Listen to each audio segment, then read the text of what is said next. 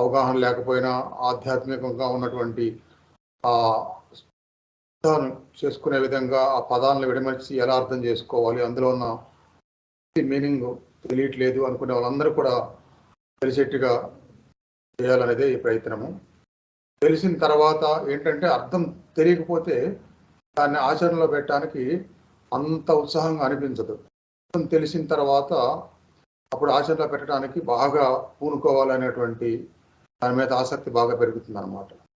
ఎందుకంటే భగవంతుడికి జీవుడికి అంటే భగవంతుడికి మనిషికి ఉన్న సంబంధం పూర్తిగా తెలిసేలా ఉంటుంది. ఆ భగవద్గీతలో కృష్ణ పరమాత్మ మనకి అంటే అర్జునుడి ద్వారా మనకి చెప్పిన విధానం అలా భగవంతుడికి మనకి ఉన్న సంబంధం పూర్తిగా తెలిసేలా ఉంటుంది.